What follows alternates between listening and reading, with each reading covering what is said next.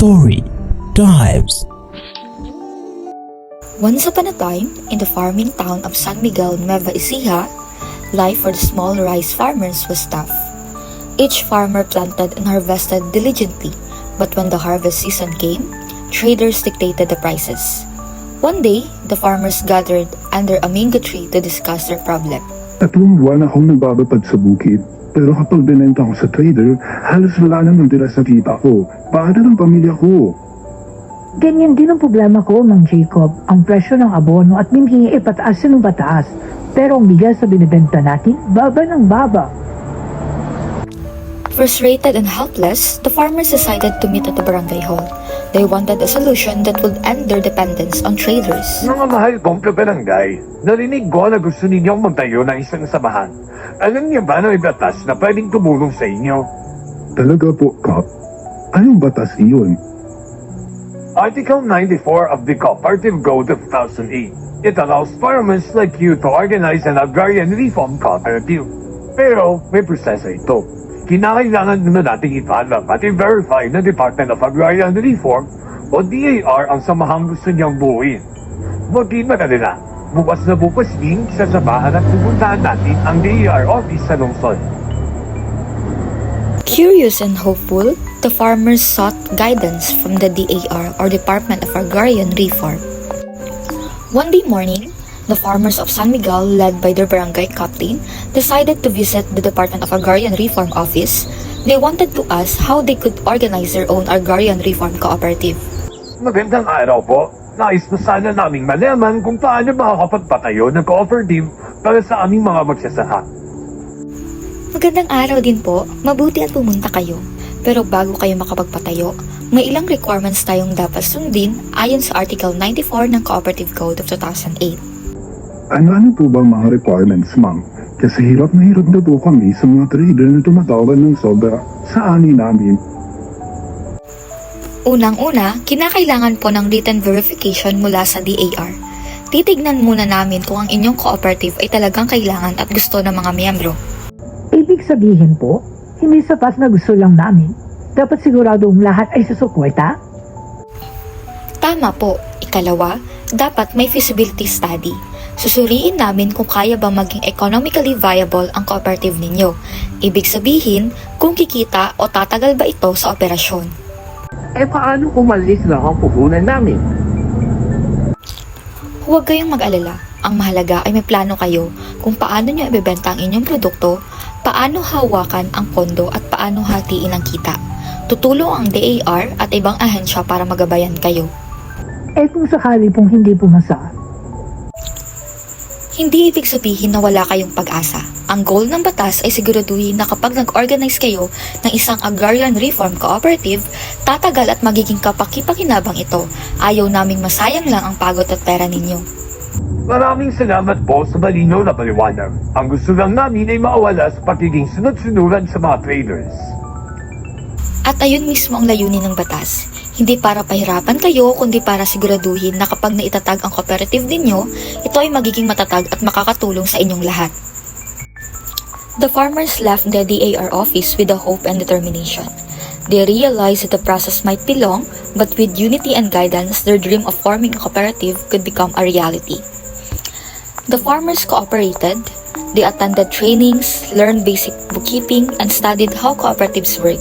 After several months, the DAR concluded that their group was indeed viable and beneficial. Congratulations! Ang inyong samahan ay maaari nang irehistro bilang San Miguel Agrarian Reform Cooperative. Maraming salamat po. Ngayon, hindi na kami basta-bastang pinaglalaroan ng mga traders. Sama-sama kami magtatagumpay. In the years that followed, the cooperative helped farmers get fair prices for their crops, access affordable loans, and buy farm supplies at a lower cost. After several years of success, the San Miguel Agrarian Reform Cooperative had grown bigger.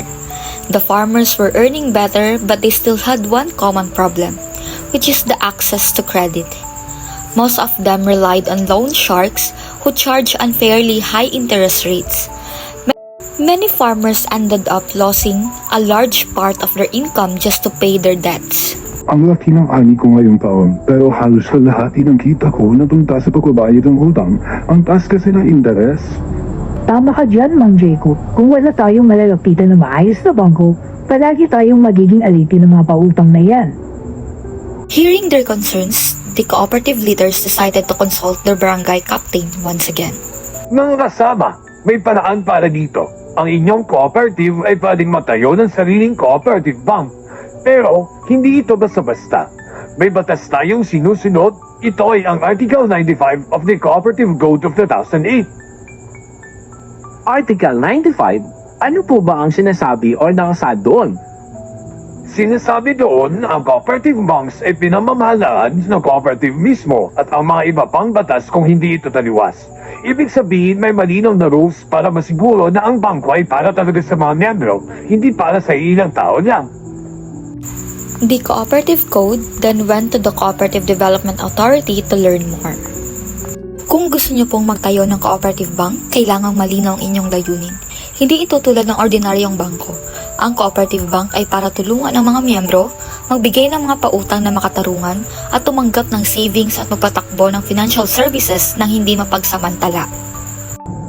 Eh kung maiba pong batas na sabi ng iba, sino po bang susundin?